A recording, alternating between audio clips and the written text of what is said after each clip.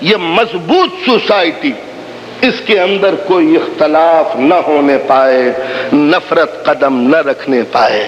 لیکن اگر نفرت قدم رکھتی ہے تو اسلام نے اسے دبانے کا حکم دیا ہے، محبت کو پھیلانے کا حکم دیا ہے۔ تو جس قوم میں معاف کرنے کی عادت نہیں ہوتی وہ قوم نفرتوں میں ڈوب کے مر جاتی ہے۔ امام زین العابدین علیہ السلام مدینے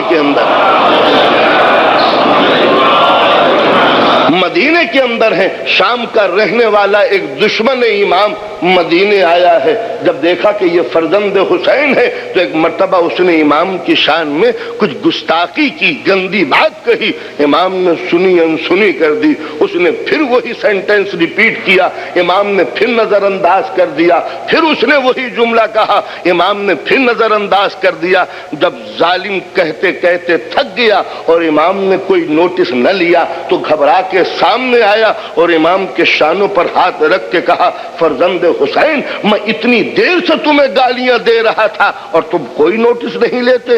امام نے مسکرا کے کہا، جتنی دیر سے تو گالیاں دے رہا تھا اتنی ہی دیر سے میں تجھے معاف کر رہا تھا۔ جب اندازہ لگائیے جو ایک دشمن کو باہر کا رہنے والا ہے اپنے مل وطن میں، اپنے شہر میں آیا ہے، امام کے دوست بھی ہوں گے، عزیز و اقارب بھی ہوں گے، جانثار بھی ہوں گے، اشارہ کر دیتے تو اس مسافر کی ہڈیاں پسلیاں ایک ہو جاتی، مگر وہ یہ کہہ کہ ظلم کرتے کرتے تھک گیا اور امام مسکرا کے کہتے ہیں، جتنی دیر سے تو ظلم کر رہا ہے اتنی ہی دیر سے میں تجھے معاف کر رہا ہوں۔ تو جس سوسائٹی کے اندر معاف کرنے کا جذبہ نہیں ہوتا وہ اپنے سکون کو کھو دیتی ہے، دوسرے کے سکون کو نہیں۔ لہذا حکم ہوتا ہے کہ جب بھائیوں میں اختلاف ہو جائے، اسلامی بھائیوں میں اختلاف ہو جائے تو پورے سماج و سوسائٹی پر واجب ہے کہ فَأَصْلِحُوا بَيْنَ أَخَوَيْكُمْ، اصلاح کر دو، کریکشن کرو اپنے بھائیوں کے۔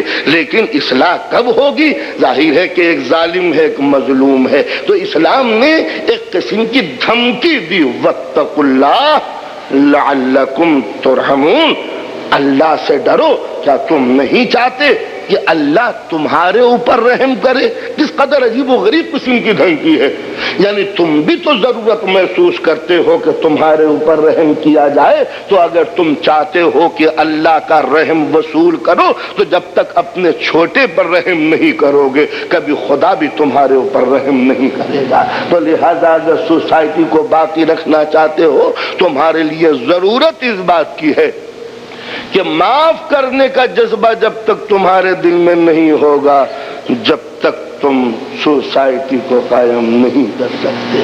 سب سے پہلی بات